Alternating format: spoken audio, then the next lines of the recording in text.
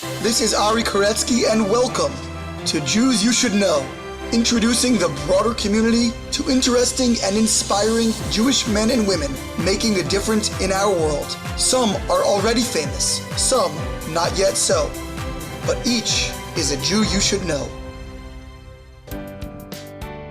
And we are back with another fabulous episode of Jews You Should Know. I must tell you the genesis of this week's episode, because it is literally years in the making. I reached out to Rabbi Shalom Lipskar several years ago, and November 14th, 2019, we had the beginning of our conversation. We talked about his background, his life, how he built the community in Bal Harbour, which is essentially Miami in Florida. And then we were going to transition to the next part of his life's work, which is the founding and directing of the ALEPH Institute, which is this incredible organization helping Jews in the military as well as Jews in prison, dealing with prison reform, criminal justice reform, and just an incredible array of services. But we ran out of time. So I was working on getting Rabbi Lipskar for a second half of our interview, but it just kept not happening. He's extraordinarily busy, as you might imagine, given the scope of his work. And so finally, about 4 months later, which is now a year ago, I was planning to travel down in March of 2020 to Florida for a trip with a group of college students through my work at Maor. Spring break trip. We had an awesome group lined up, and I arranged that our opening speaker would be Rabbi Lipskar at his synagogue called the Shul in Bal Harbour, and I would interview him about his work at Aleph, and that would be recorded and would serve as our second half of the interview and also as an opening activity for my student group.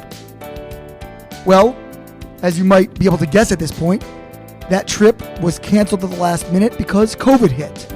And actually, Miami, if you recall, was one of the first places that news of spread in the religious community, in the Jewish community, was beginning to merge. Of course, there was the first information before Purim coming out of New Rochelle in New York. But after Purim in Miami, Eli Beer, the founder and director of Hatzalah, who I've also had on this program, was severely ill and hospitalized for a long time, having been in Miami at that period. And the day that we were supposed to have been arriving in Florida for our first speaker with the student group was actually a day that I got notice that Rabbi Lipskar himself had been hospitalized for COVID. And so the confluence was striking and people were praying for him all over the world. Thank God he recovered. And again, since then, I've been trying to make this up. And finally, almost a year later, now on midwinter break with my family, I'm heading back down to Florida. And we made up to do the second half of our interview in person. And so you will hear in the second half a different tone, a different sound profile, and it will be quite clear when we are transitioning. So this is one interview separated by 14 months or so, but a remarkable individual, very much worth waiting for. And with that, I remind you as always to follow us on social media at Jews You Should Know, spelled out fully, on Instagram and Facebook. Jews You Should Know with the letter U on Twitter. Subscribe wherever you're listening, whether that's Apple Podcasts, Spotify, SoundCloud, Google Podcasts. Please let your friends know to do so as well. Email comments, questions, or sponsorships, jewsyoushouldknow@gmail.com. And now to our conversation with Rabbi of the Shul at Bal Harbour and founder and director of the ALEPH Institute, Rabbi Shalom Lipskar. We are here with Shalom Dovber Lipskar, the Rabbi of the Shul at Bal Harbour down in Florida, as well as the founder of ALEPH, an incredible organization servicing incarcerated members of the Jewish people, as well as military families. So much to talk about there. How are you, Rabbi? Thank God well. How are you? Amazing. Thank God. So let's take it from the top. We definitely have a real fascinating story here in terms of all the services that you've been propagating over your career. But I imagine you didn't start out thinking you'd be doing all of that. So kind of what was the early genesis of your upbringing? Well, my early genesis, I grew up, born in Russia, grew up in Toronto, Canada, to a Chabad family. My mother's side, 6 generations Chabad. And my father an educator, and of course Chabad. And my education starting from high school was at Lubavitch Yeshiva in New York. And thereafter 770, and thereafter in the Rebbe's Kollel, and thereafter on what is referred to as the Rebbe's mission, Shlichus, here in Miami, Florida, beginning with starting a school as principal of the Holy Torah School, and then transitioning to starting the community here in Bal Harbour, starting the ALEPH Institute, which works with, as you said, military. We are the official endorsers of the chaplains for the United States military, all facets of the Army, and working in the prison environment with prisoners inside the prison, pre-incarceration, post-incarceration, re-entry, their families, their children. We also do a lot of work in policy creation. Our staff has done much in promoting and being the initiators of the First Step Act, as you might have heard. And again, also working with alternative sentencings and making presentations to the court system on behalf of people that are seeking that. Wow, so a lot there to unpack. I have to say, though, getting sent down to Miami on Shlichus, that's a pretty good gig, when you compare it to some of your friends in Siberia or wherever else they might be. How'd you score such a good gig? Well, two things. Number one, Miami in 1969 is not Miami in 2019. Fewer restaurants, huh? There was one restaurant, which was not glad kosher, just kosher, but also nothing else here that was available.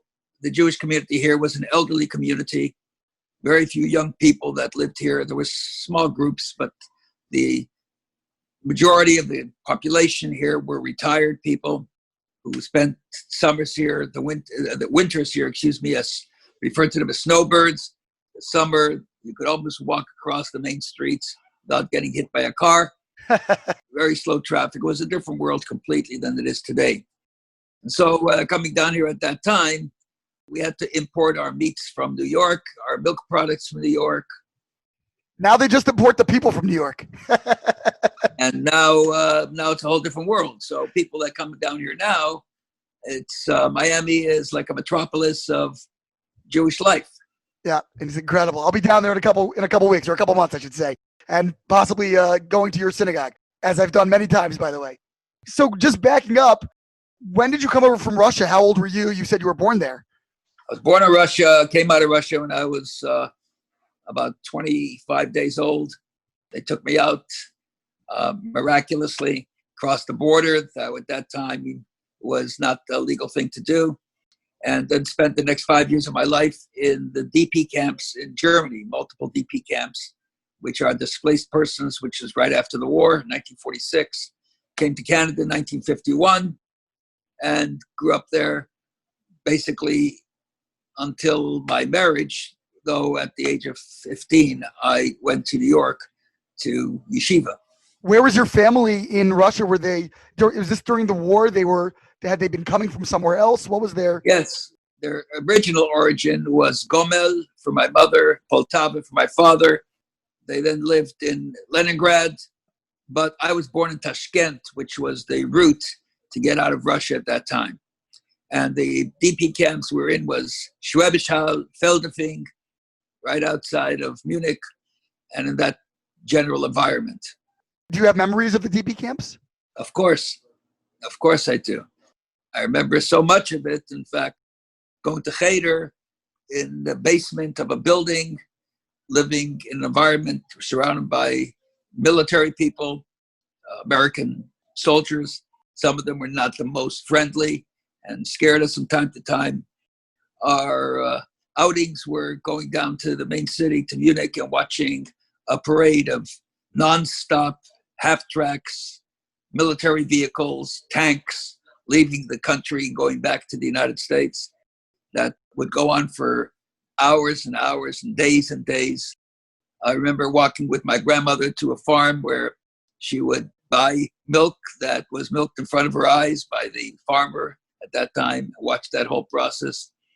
Everything had to be homemade, from the milk that we drank directly from the farm, not pasteurized, not homogenized, but brought back in a pail and then poured into our glasses. In some instances, cooked to make sure that it was clean. And everything else was of the similar nature. I remember the first time when I came off the ship in Halifax, that was in the harbor where the ship that carried us over, called the Anna Salin, actually was probably a ship that could not service anybody today. We had a small little room where all 4 kids of us were stationed in that little room. My mother was in the infirmary because she had just given birth. My dad was downstairs in the barracks on army cots with another 100+ men. And the ship was of such a caliber that on the way back, the ship sank, actually. Oh, my. So, yeah, thank God, without casualties, but it did sink. So it was not the best ship in the world. I was a little kid.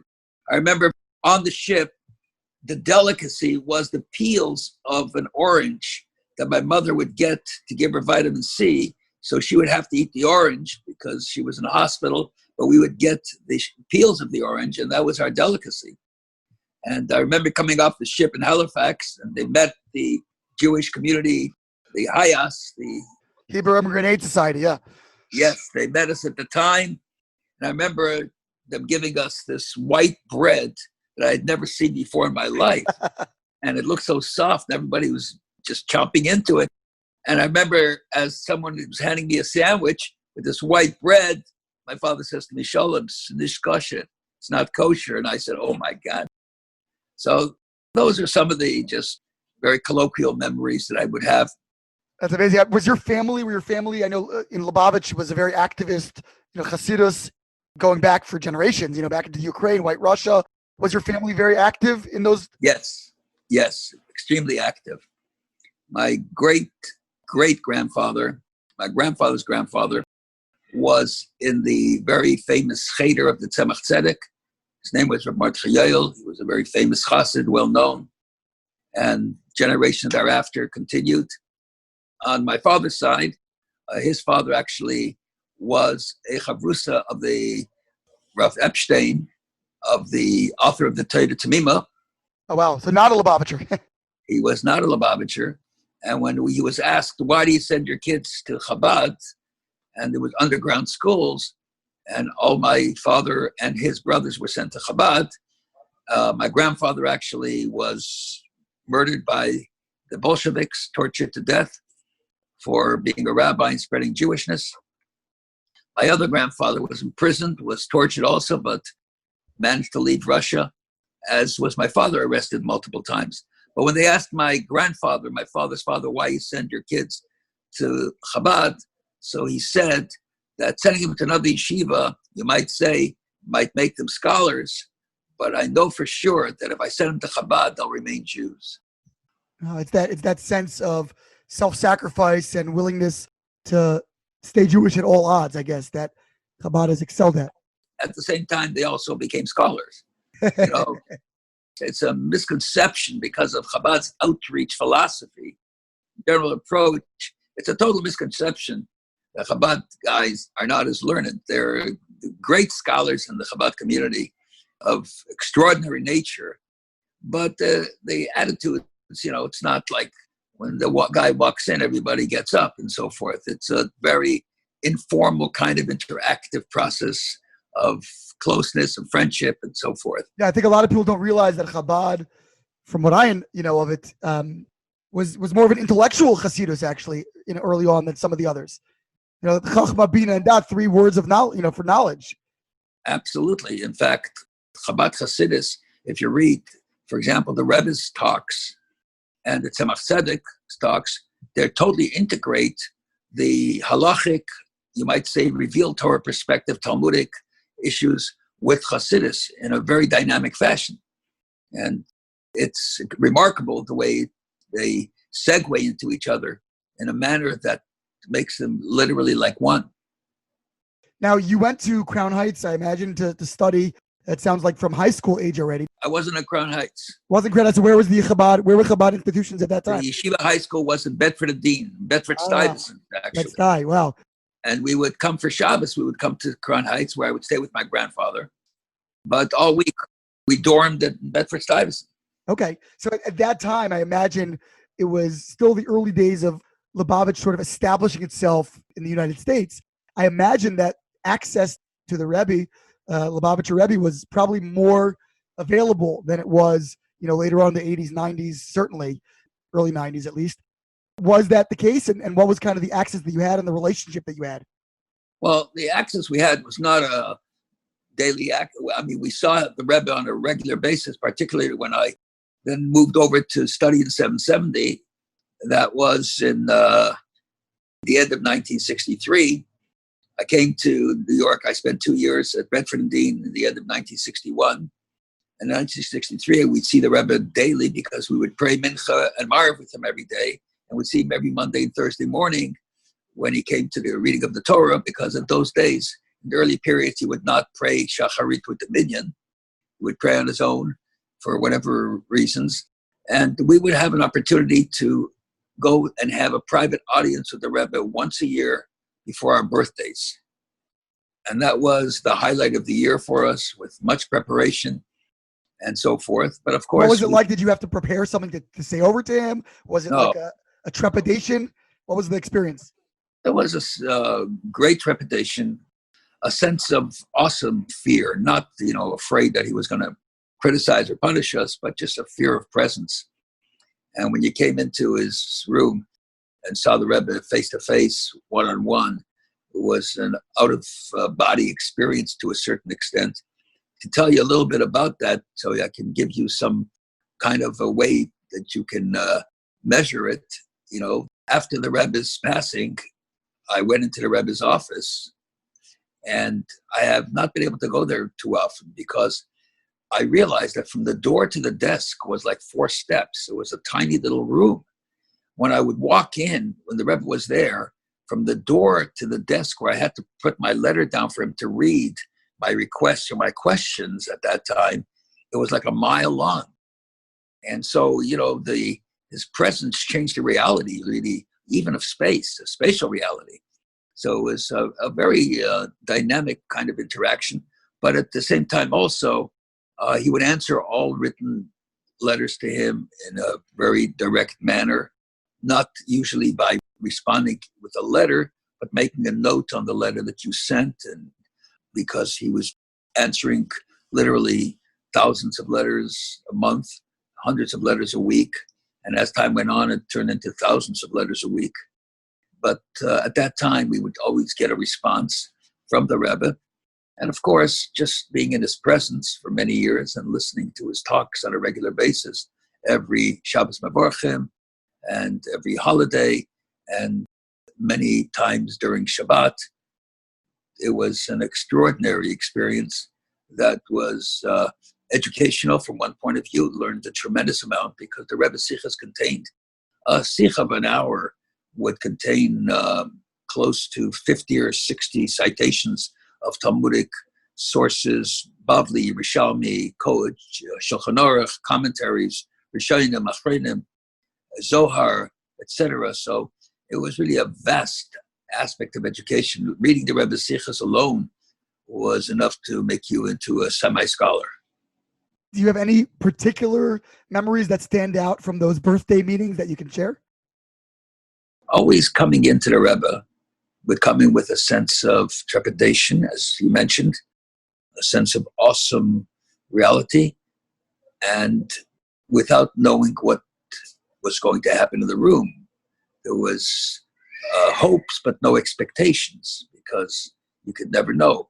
We asked the Rebbe for questions about personal development, aspects of learning, not questions in the learning itself, but questions about one's relationship to learning. If one wanted to learn some other subjects or wanted to excel in certain areas or felt a weakness in certain areas, whether it was learning or davening or performance of mitzvahs or outreach, whatever the case was. But I remember every time coming out feeling exhilarated, uplifted, extraordinary, joyful.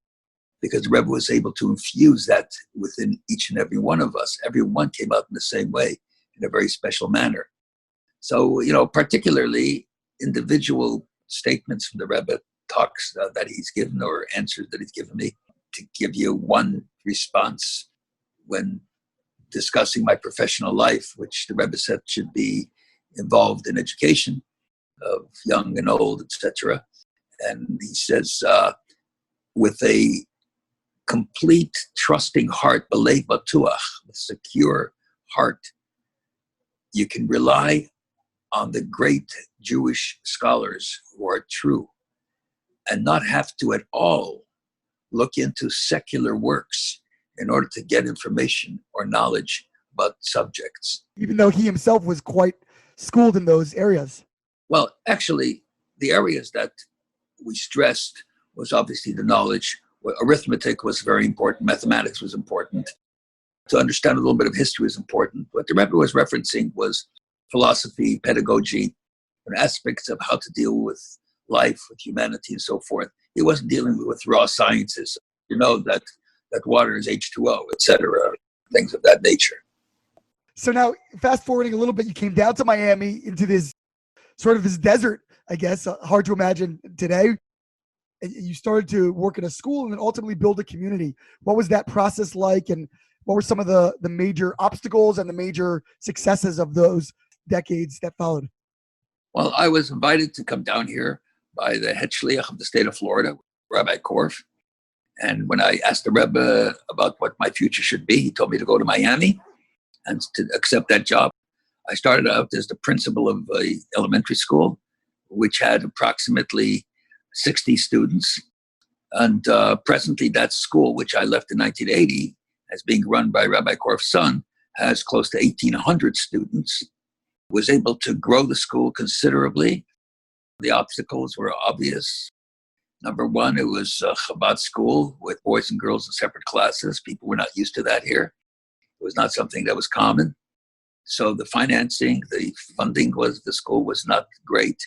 We had a philosophy and a policy of never turning away a Jewish child under any circumstances. So tuition was not always readily available. And because of our policy, many children who were not accepted in other schools would come to us. So that caused some difficulty. Location, we were on top of a synagogue that the fire department considered to be unsafe and made us leave that synagogue, and we had to find a place to continue our school. We had to move to the middle of what you might call today Cuba Town, which was in the southwest Miami, which is an old synagogue that was not in use any longer. And they let us use the classrooms in that synagogue for a while.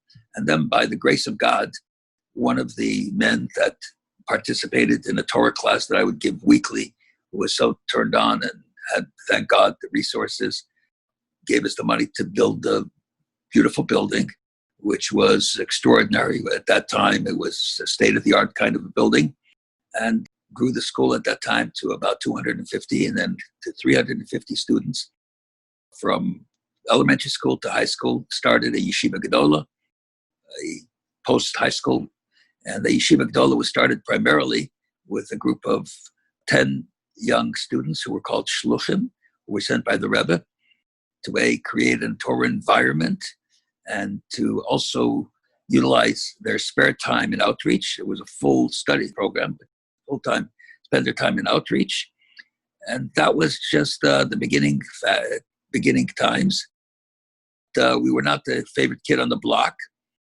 We had a tough time to create our credibility and to get our credentials in order to such a degree that presently, I would say Chabad is pretty much mainstream. And then eventually, of course, you moved into building the community and what's known as the Shul, a very just simple, nice, simple name, which is a beautiful edifice. The only thing I don't like about it is that you got to go through the metal, all the security to get in there. But I understand why. But I need one of those, a quick fast pass or something for next time I come down there.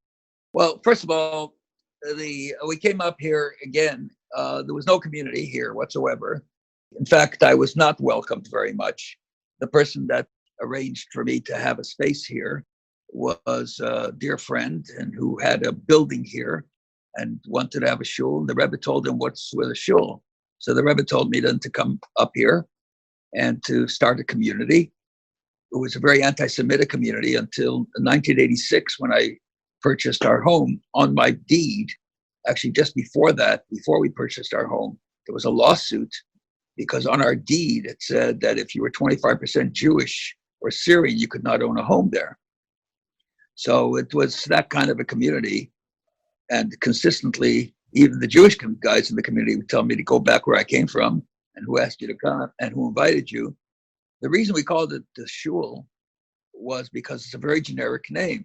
You know, I couldn't call it by Orthodox like the synagogue because people wouldn't come. A temple, the Orthodox people would not come. But the Shul, everybody that's from knows what a Shul is. And eventually everybody was kind of comfortable with it. So we just called it by the most generic name that we could find.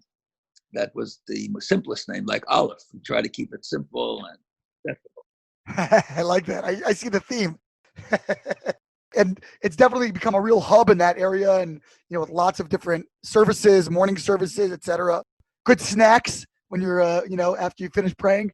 So I enjoy those. And I was just saying, I need like TSA, fast pass to get through some of the security sometimes when I come in there. So, but as you can imagine, people here are very concerned with security today, and it's demanded. It is. We'd rather not have it. It's spending money in a manner that we'd rather put that investment in education and programming, but we need to do that. And thank God our security is strong, and most of the community enjoys it. I mean, not enjoys it, but finds it necessary and does appreciate it. The early part of the shul here, we started in a little space that was given to us just for Shabbos hotel. And eventually we became a daily binyan in a little shoe store on the lower level of a hotel, which is not the most beautiful space. But slowly we started working on getting people to come to daven. Shabbos was a larger community. Actually, one of the great attractions of Shabbos was my wife's chont. No, seriously. I believe it. It was a great Kiddush every Shabbos, and eventually people got to enjoy it. They started coming to classes. Our minyanim at the early period, the end of 1981, 82, was just two of us in the morning.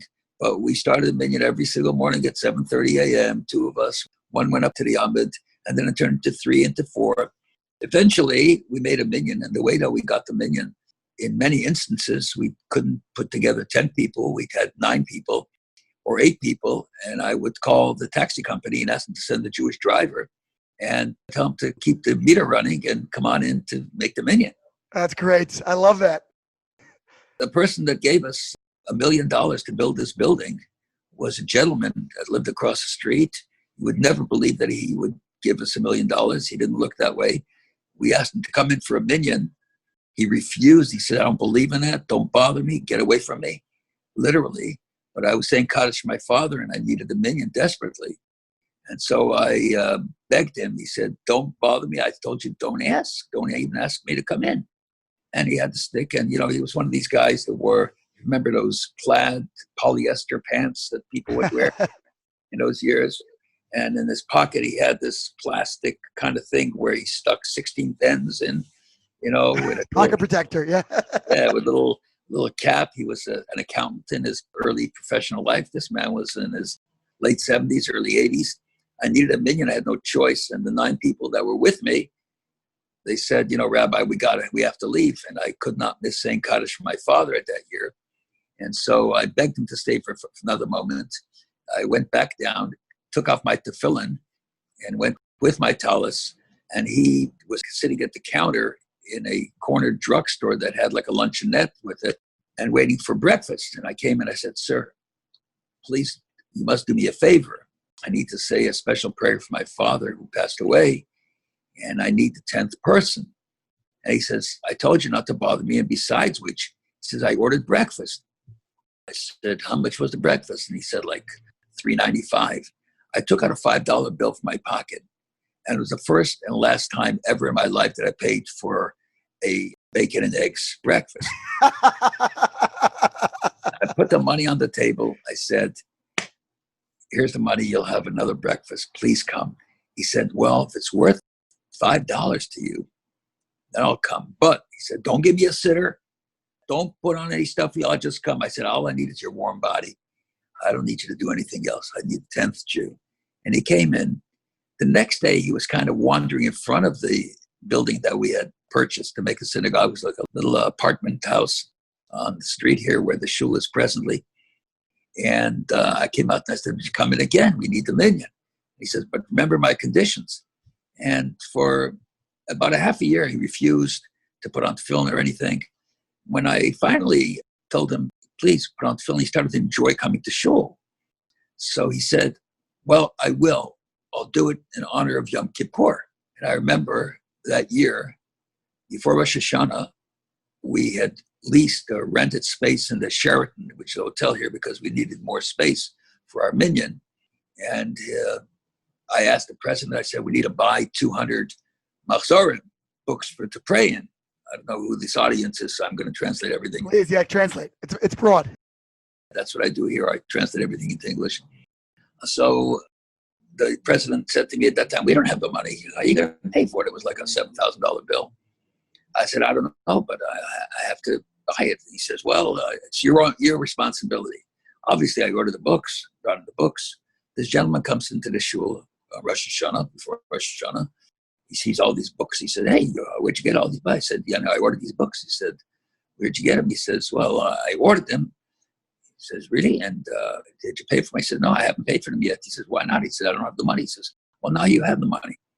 So I remember the president had to come over to me at that time. He said to me, don't waste your time with this old man. I needed this old man who was making my minyan. And he was a Jew. He was a fellow brother. He says, don't waste your time with this old man. So I said to him, please, let me deal with him the way I'd like to deal with him, because every Jew is a Jew to me. But he said, it's just a waste of time. And when I walked up to the president, I said, by the way, the books that I ordered, it's been paid for. He said, who paid for it? I said, that old man. That he was smiling. The old man like winked to me. He says, that's how you get in with some of these people. That's a beautiful story on so many levels, because the persistence and the inner heart of even the most distant appearing Jew and the misjudging somebody. There's so many lessons just from that one anecdote. Listen to the last part of the story. So I asked him now to put on tefillin. He said, I'll put on tefillin before Yom Kippur. So before Yom Kippur, I called him and I said, you're going to put on tefillin? He says, yes, but I've got my own. I was surprised to hear that. He brings out his pair of tefillin and he opens them up, and literally the leather straps fell off the box. Those tefillin had not been opened in 75 years. Oh my. They literally fell off the boxes. And so I said, you need to put on other tefillin. So I had a pair of tefillin. He took off his hat. He'd never taken off his hat before. And he had a bald head. And I put these tefillin on him. And I said to him, Mr. Schuster, these tefillin look like a crown on your head. And I turn around, and all of a sudden he's not there anymore. I said, did anybody see Mr. Schuster? We're in the middle of our prayers, Erev Yom Kippur. They said, we saw him go to the back. I go into the back, and he's standing in the bathroom looking in the mirror. I said, you can't come into the bathroom wearing a tefillin. He said, I just wanted to see how the crown looks on my head. This is before iPhones, so you couldn't just show him, I take a selfie. And then shortly thereafter, he came over to me and said, I know that you have expectations and your hopes to build a synagogue and build a community, because I see people are interested, and we were jammed here. We reconstituted a few little apartments and made it into one big room, but there was really no room. We had major class Tuesday night. It was one of the only classes in the city, so we would get 200 young people every Tuesday night to study. And we were getting 200 people on Shabbat, and there was just no room. So he recognized that. He said, so what do you want to do? I said, of course I want to build a building. He said, how much do you think it'll cost you? So foolishly, I said, I think it'll cost me about $2 million. So he said, I'll give you $1 million. Just like that. And did you have any idea that he even had those kinds of means? No. He looked like a schlepper. I told you, he came with the same. He never changed his pair of pants. He always wore the same blue shirt. I guess that's how he saved up his money. He didn't spend it on anything. I remember when he told his lawyer to cut the check to me. And after it was $997,800 because there was a little amount that was taken off for putting the check together. I remember taking the check with me and flying to New York and sending it into the Rebbe, just to send it, and the Rebbe sent it out with a blessing. But it was the beginning of this community in a certain way. And then another group from South America chipped in and gave us another $1 million. And actually, the Shul cost us about close to $10 million. I was going to say, that's not a $2 million building that I've been to. No, it wasn't, but it was a good start. That's a great start. Okay, and we are here now in Bal Harbour, Florida, live. And when we left off, we had gotten through the really incredible story of the establishment of the community, the building of the beautiful edifice in which we're now sitting, which alone would be a great story. And at the same time, not terribly unlike, many other communities that have been built and developed over the years. But there's an entire other chapter to your life, Rabbi Lipskar, and that is what you've done establishing the ALEPH Institute, which has now become a massive organization servicing military personnel and people of incarceration and pre and post and all of that. So that's certainly atypical for a normal rabbi building a synagogue and so forth. So if you could just take us to the genesis of that story, how did that emerge from being a rabbi, a Chabad rabbi with a regular shul in a community, to all of a sudden this massive international organization doing so much creative good? Actually, they both came simultaneously. And the Genesis of Aleph was the Rebbe's influence, the Lubavitcher Rebbe, who spoke publicly about it in 1981 and talked about the fact that he had previously talked about the need for addressing people in circumstances where they weren't able to have spiritual growth. And the fact is that they are waiting for spiritual growth. They're waiting for someone to be with them, to teach them, to give them direction. And in fact, according to Jewish law, there's no such thing as prison. The punishments, there is capital punishment, corporal punishment, financial punishments, even cities of refuge. But if you send someone to cities of refuge, you send them with the entire family. And Maimonides rules that you have to send his teacher with him, because a person without spiritual guidance doesn't have real life. And here they're warehousing human beings who are sitting there, so to speak, in a suspended animation in a particular circumstance where they're alive and not alive, and we've seen it many times, and there's nobody that's giving it attention.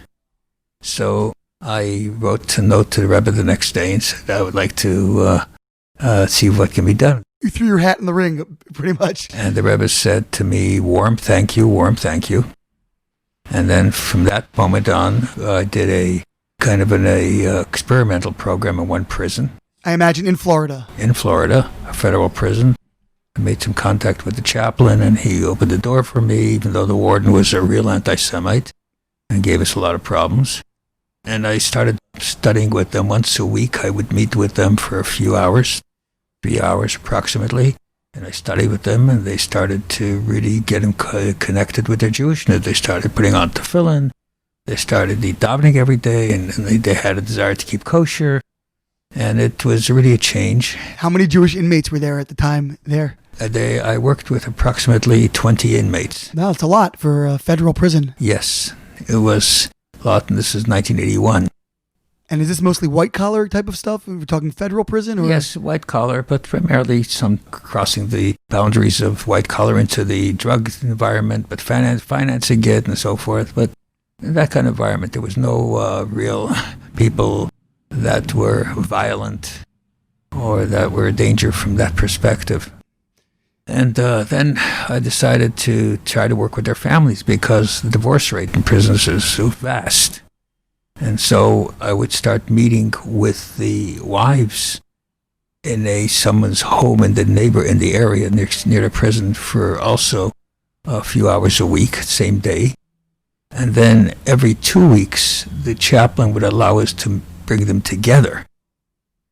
And so we had also marriage counseling and human living conditions, etc. And it worked out extremely well. I mean, the growth was fantastic. It was beyond my wildest imaginations. They were like thirsting for it.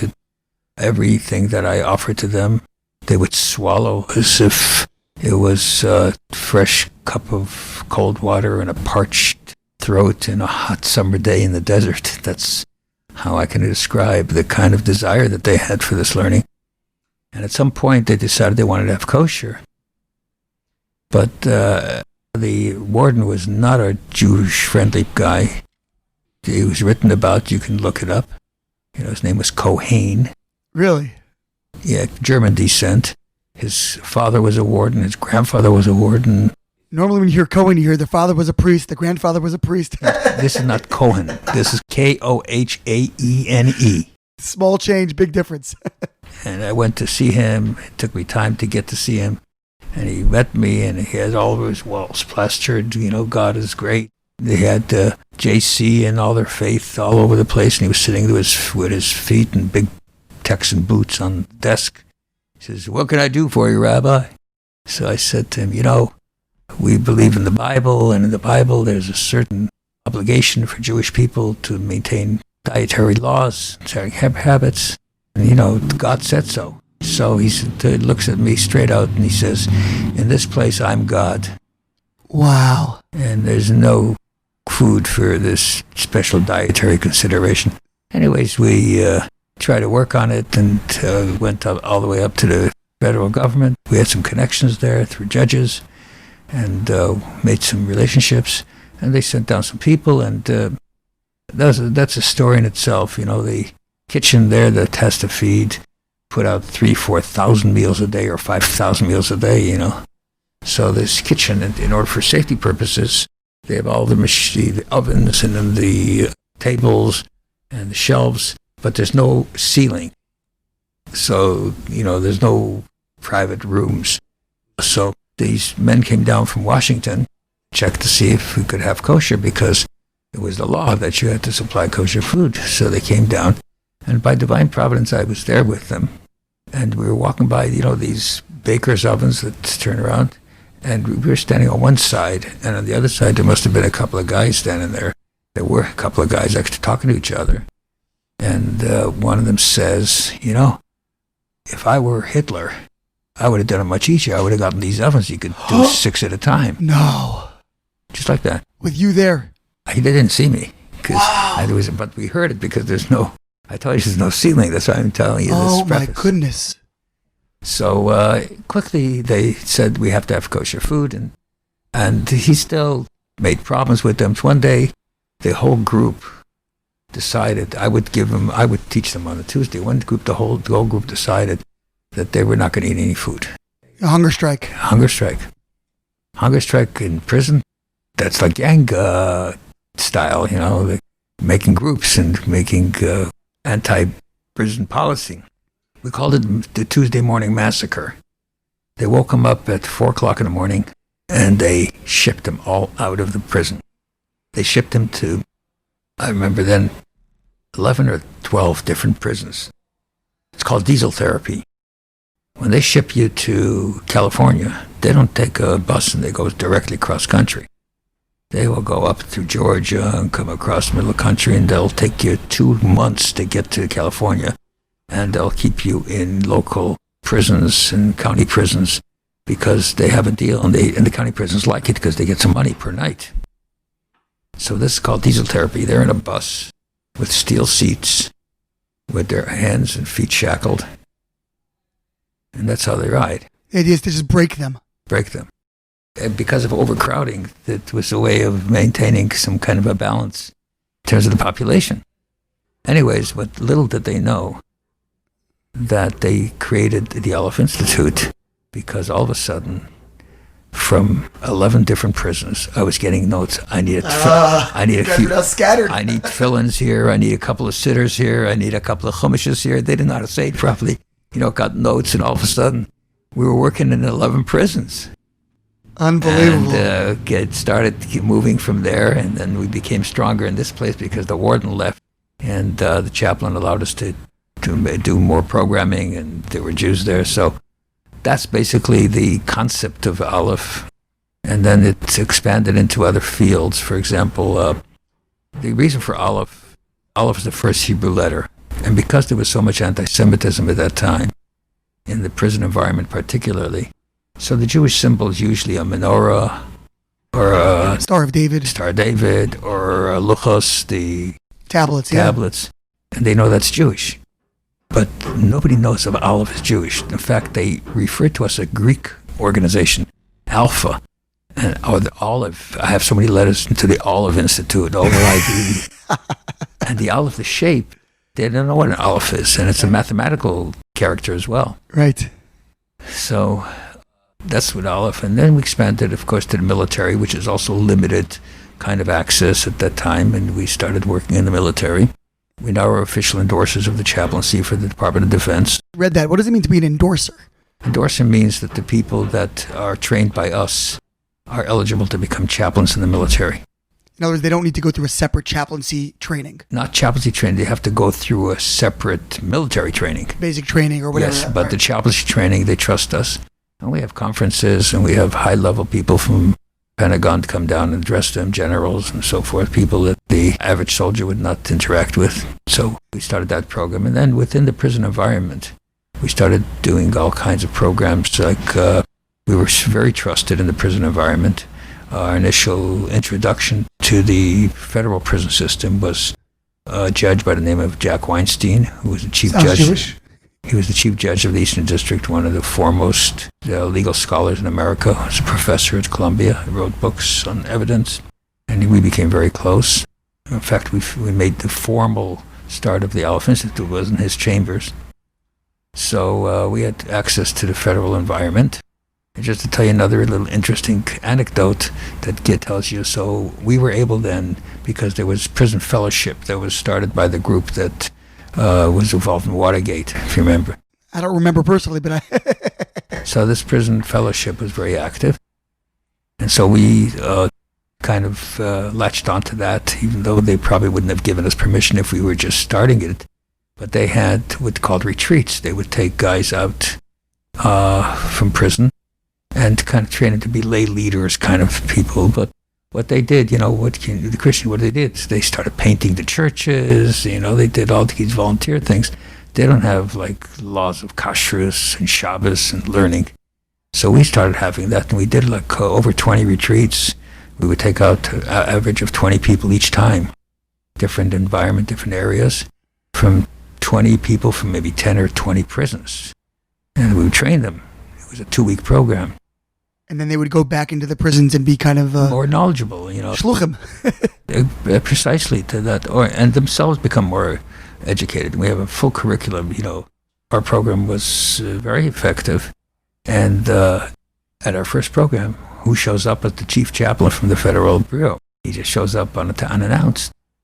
I welcome him, and he says, I just came down here to see you because members of my family owned a hotel at that time on the ocean. So, what kind of retreat are they doing on the ocean? That's right. And it was, it was like an old hotel, and it was closed for the summer, so we were able to use it.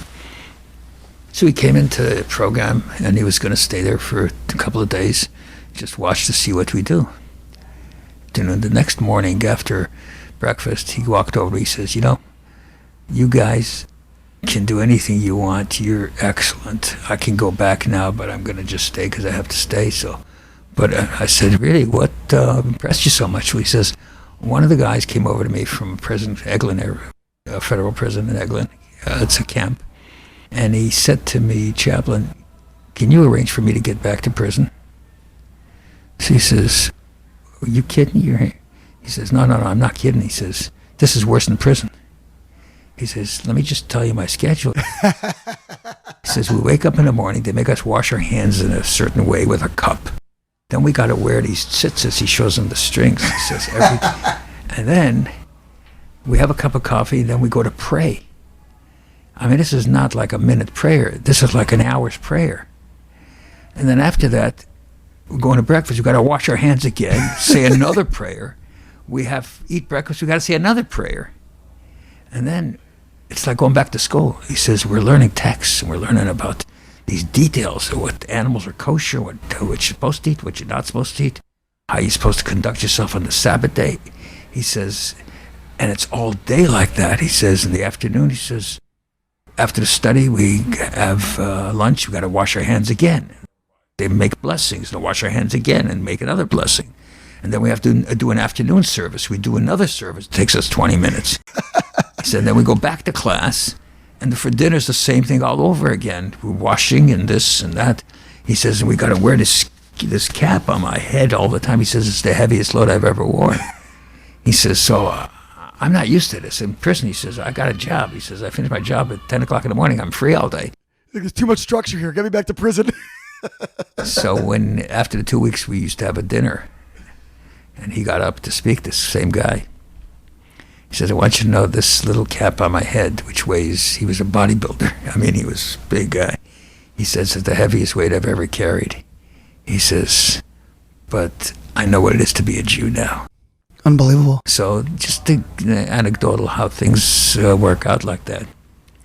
And then, in the chaplaincy in the military, it's very important. We had a general here, his name was Shach now, 3-star. He was the head of the Green Berets. He was a Holocaust survivor. They found him as a little boy in the ashes of Auschwitz. Oh my. He passed away. He wrote a book, actually. And he had retired, so we had him to speak here one day. He was known as, a warrior. The reputation he had was, you didn't know he killed you until after you were dead. He was a real warrior. Green Berets, that's not messing around. Yeah. And he was a general. It's a high level. And he started out as a delinquent, they sent him to a town which was only churches. He grew up with non-Jews. So we brought him here as a speaker, and he said that it's very interesting to note that there is a pecking order in the military. The private first class speaks to the sergeant speaks to the captain speaks to the lieutenant speaks. There's a order. He says the private doesn't speak to the general. You don't jump rank. Yeah, don't jump rank.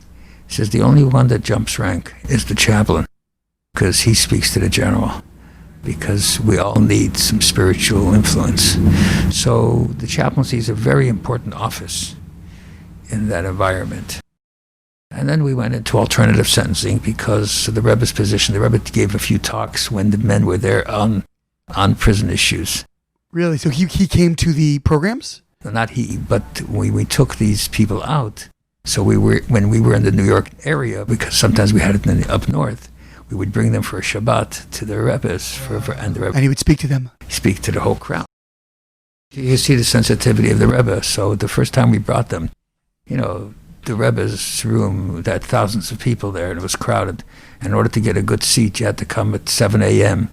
to just so that you'd have a space, unless otherwise you'd be in the back. And on Shabbos, there's no microphone. So we would get, for these 20 guys, and they couldn't stay from 7 because they had to go home. We had to arrange for lunch for them. Right, you had a program there, yeah. Yeah, and then at 1:30 the Rebbe would come out. So we had 20 young rabbinical students who sat and saved seats. It's the only way to do it. So just before the Upbringing at 1:30, the Rebbe was about to come down. The Rebbe's secretary comes down, Rabbi Groner. Yeah. And he comes looking for me. And, it's hard even to get there. And I jumped over the tables and we got there. He says, the Rebbe said 2 things he wanted me to know. Number 1, not to have the men sit together. Because if they sit together, people ask who they are and they might become embarrassed. So sensitive, wow. And secondly, he says, I'm going to give some mashka to various people for events and for their bottles to take back to their towns. He said, they deserve it more than anyone else, but I will not give it to them because I don't want to bring attention to them. Incredible. And then he gave a talk about why a person goes to prison. And the Rebbe, he intimated, a person does not go to prison because he does something wrong. That only makes him eligible to go to prison, because there's so many people that did wrong and they're not in prison. And all the prisoners know it. He says, the reason you're there is because Hashem sends you there. And he says, we all have some sort of prison. The soul is imprisoned in the body. The soul doesn't want to come into the body. He cries before it comes into the body. Don't send me down there to be challenged by all the factors of seductive components of this physical world. And so he doesn't want to go into the body. And the reason he goes into the body, so he says, so the first exile is the soul in the body. He's in exile. And then the body goes into exile, which is a double exile. He says, and sometimes within exile you go into prison, which is a third exile. It's an exile within exile within exile. The reason that Hashem sends his child into exile is to sanctify that dark space.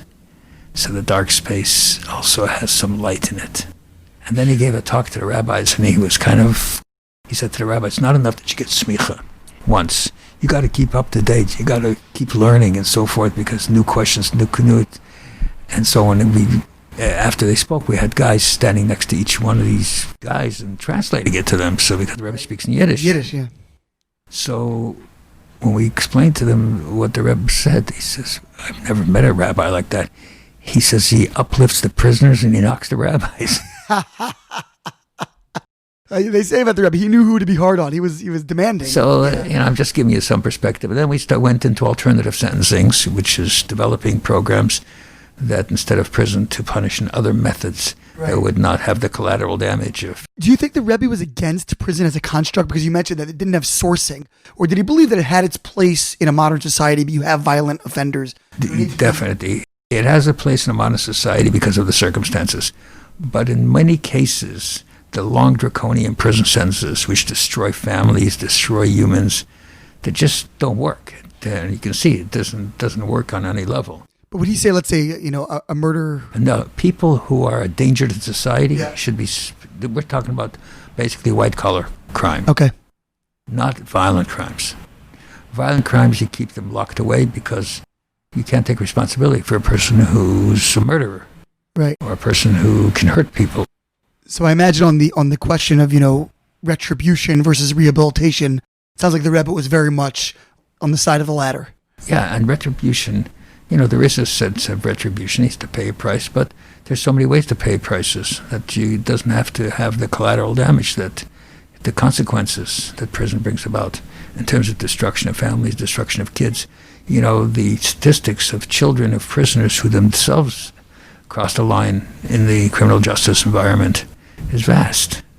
Divorces, businesses that are shut down, and the human being himself that just loses any sense of humanity, of pride. He's warehoused like a sack of potatoes, basically. So what are some alternatives? You mentioned that you've been advocating for that. Yeah, we tailor-make it for the particular person.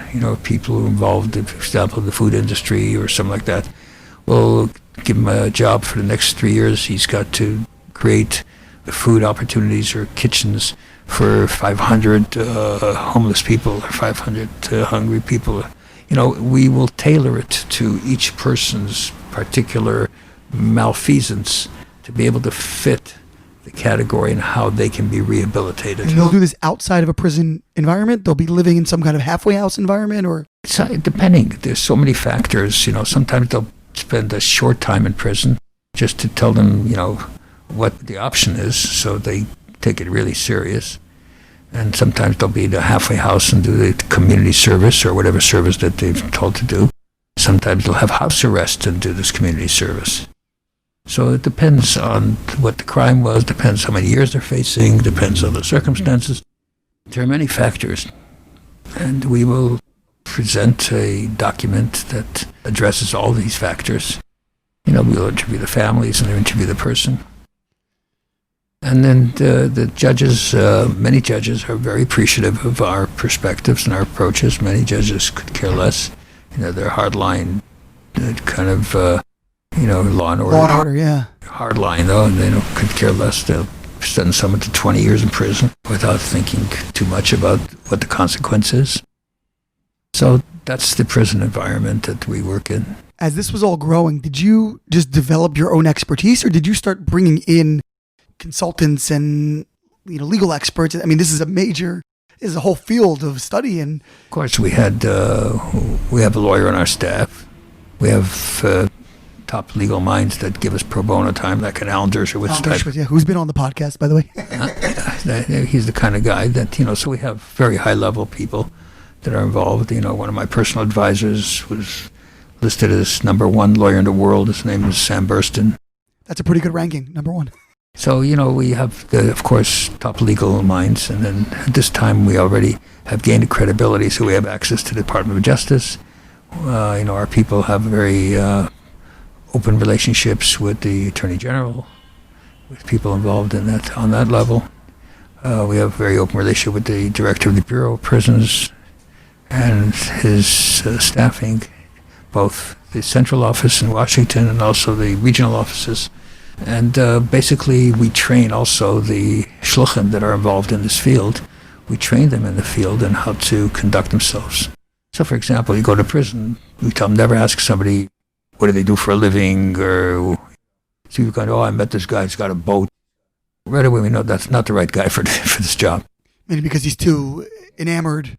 Yeah, your job is just to bring them a sense of companionship, of brotherhood, of caring, and spirituality primarily. So, for example, we have a Torah correspondence course of learning. We have 1,300 people on that course. And the way we operate it, we send them information. They have to answer, once they answer the question, they send it back to us. Then we send them a new piece of information. So it's kind of like pen pals. No, this is different. We have another pen pal program. This is learning. We have people that mark the papers, read it, and are in charge of it. And we have multiple subjects. We have Gemara, Chumash, Hasidus, history, Hebrew, Tanakh. You have many subjects that are available to them. And then we're able to send them podcasts. They have access to that in prison? In some prisons, they have like these computers or just tablets that are very controlled. But we're able to put on Jewish music there, MP6s. So we'll have to send them this podcast and get this into the prisons. Interview with Rebbe Lipskar. In any case, so that's our programs. We also make sure that we have an advocacy program. The advocacy program runs out of California. We have a family program. It runs out of New York, dealing with kids, making sure they go summer camp, Jewish education, whatever. And these kids can all get together, and they're in the similar circumstances that their fathers, let's say, are all in prison, and they can relate on that level. We really do not. The families, yes, but not children alone on that level because they can't deal with it. But mothers, yes. Basically, we have a complete program with the whole staff. It's called FEELS, Family, Empathy, Education, Love, and Support. So we have the multiple programs that address these matters. And we ship books to people in prison, tefillin. We've shipped over 1,000 pairs of tefillin. That's about $500,000 worth of tefillin. Yeah, it's a lot of tefillin. Yeah. And the Sidorim, we have a whole department for that. So that's basically... and then how did you get into the military? Because the military is a whole different operation. The commonality of it is the fact of limited environments. Because they're out, in some base in the middle of Europe or in the Far East or even America, in some Air Force base, Army base. They don't have access to rabbis and to people and to shuls. And so these chaplains... Do they operate as sort of separate silos? Because each one requires its own expertise to navigate, such a different environment between each one. Do you have different experts, different leaders or directors within each, or do they really overlap? They overlap. But, there are times when we bring in experts. For example, we'll have a marriage encounter in a prison, so we'll bring in some experts in marriage psychology and things of that nature. And you deal with the military families as well? Yes. In similar kinds of programming and camps and... Yes. What's the scope of Aleph at this point? How many people are working in it? Are the offices all right here? Or? No, the central office is here. The advocacy office is in California. The family office is in New York. The military office is here as well. We hired a former lieutenant colonel who was on his way to be a general, who was a career military person, to be kind of the co-head of that program, and another enlisted soldier who is also the other co-head, who has to be a shliach kind of person. So right now, Aleph has a big staff. We have much more volunteers than we have paid staff members. Sure. But within the project, we'll have maybe 75 staff people. Wow. That's a hefty budget. Yeah, it is a hefty budget. And is there government funding or it's all private? All private funding. All private. Because if it's government funding, they can control what you do. Right. So private funding, we're very open with everything that we do and so forth. So everybody can access any information. So what's the future of Aleph? Is there something that's still missing? Is there a next frontier? Is there another area of marginalized people that you want to? We now are starting to creating yeshivas in prison. We've done some experimentation on that. What does that even mean? They sit down in groups and... That means that you get all the Jews in the prison, and we send in, if there's 20 Jews, we send in 7 to 10 young rabbis, and they have chavrusa for a week or two. And they sit and learn. They learn how to learn. And then, they come onto our programs, our the correspondence programs and so forth. So, we're addressing yeshivas in prison. That's one very important program that we're putting a lot of special emphasis on. And now we're very much involved in the advocacy department and, right. Shifting the whole criminal justice system away from these long draconian prison sentences. There was major legislation in the outgoing administration where you First Step Act with Krishna and all of that. Aleph was involved in that? Very much. In fact, one of our staff people spoke at Hanukkah because of that. The staff person that's in charge of the advocacy. I mean, we were very involved in that. Just in starting to wrap up, you said that you heard the Rebbe speak in, I guess it was 1981 about this topic and about people who are in these compromised situations. And you wrote him a letter, the next day. Before the days of email, there was a, he said that an actual letter and... I was there, so it was... And you're there, Gary, he said, count me in. So what do you think, there's thousands of Chabad Shluchim all over the world. What do you think was going on within you that sort of allowed you to hear that call? What was sparked within you that you said, I want to step forward in this particular arena? Well, first of all, the Rebbe said that he was kind of, he didn't use the word disappointed, but he said he didn't understand at all the fact that he had already talked about it. He says, and people go out and they try to find somebody that they can influence to become a little bit more connected to their Jewishness.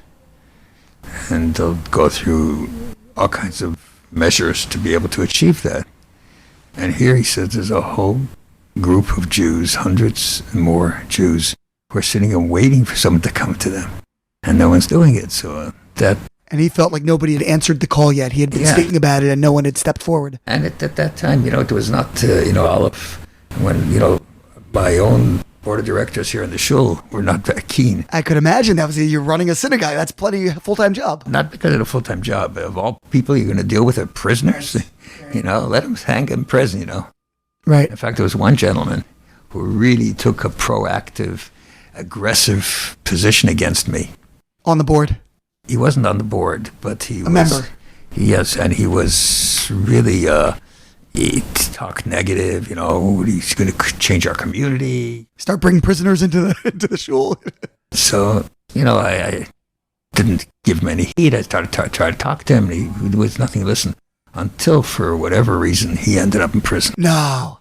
Oh, my goodness. And he became our most loyal ally. He's like, the first one, he sent me my tefillin, sent me my kosher food. One group we took out, we took them to a Bnei B'rith meeting. And there were like 300 or 400 or 500 people in that room. And they invited me to give a talk. So I brought all these people. And I just sat around the whole room. And they were dressed like just you and me. And everybody was wondering, when are we going to see these prisoners? And then at the early part of my talk, I said, and ladies and gentlemen, I just would like you to meet the prisoners. And they were all looking at the door to see who was walking in it. Will all prisoners please stand? And all of a sudden, goes, oh my God, I'm sitting next to a prisoner. And it was a shocking reality, an awareness that they had that these are regular people. Yeah. These are daddies and mommies and brothers and sisters and fathers and sons. Very humanizing. Yeah, it was a very important message. And people became completely, it was like an immediate change reaction that changed their whole perspective. And that one action. And do you ever wonder what it was about you that said, I'm going to step forward? No one else was listening. Well, yeah, I think the Rebbe, you always know the Rebbe was talking to me, so to speak. I felt that. And, I'm a shliach, and my objective is to bring more holiness into the world. And I was very thankful to the Rebbe. I had thank God, a very intense relationship with the Rebbe. And when he said that, I said, I can't let this just pass by. Well, you certainly didn't, and you certainly did quite a bit with it. I imagine nowadays, it sounds like probably the Aleph probably takes up more of your time than the Shul, I would imagine. Not really. It's not really. In the Shul, I've had more personal interaction because Aleph, but staffing. But right. Basically, in my role, I'm involved in general direction of Aleph, important decisions, because I have excellent staff people. But it's true, like the Shul. When we first called it the Shul, yeah, we described the story. He said you wanted to have the right name that wouldn't alienate anyone. Right. And then it was like, and people said to me, why don't you call it the temple or congregation? A guy came to me who was a very powerful man of the community. He actually established one of these cities. And he said, come on, you can't call it. It's like a shtetl. It's like a fiddler on the roof. Go back. Today they're saying, who gave you the right to call it the Shul? The Shul, right? How the world comes around, right? It's content that creates perspective, not externality. Right. Did you have philosophical concept behind Aleph? Yes. Philosophical concept is that God created each human being with the capacity to fulfill their lives. And here they were they're alive and not alive, so to speak. They can't raise their children. They can't deal with their families. They can't be productive. And it's like putting a person to sleep for 10 years or 20 years without any kind of benefit to society, only massive cost to society. And I said that was not only a waste, but it was a cruel kind of a punishment. And so the Aleph, what represents, I guess, God, but also each individual is a unique soul. It represents the fact that just from a humanitarian point of view, you can't close a person off from fulfilling some kind of meaningful purpose in their existence, because otherwise it just becomes a nihilistic kind of existence. And that's not really what gives a person meaning in life.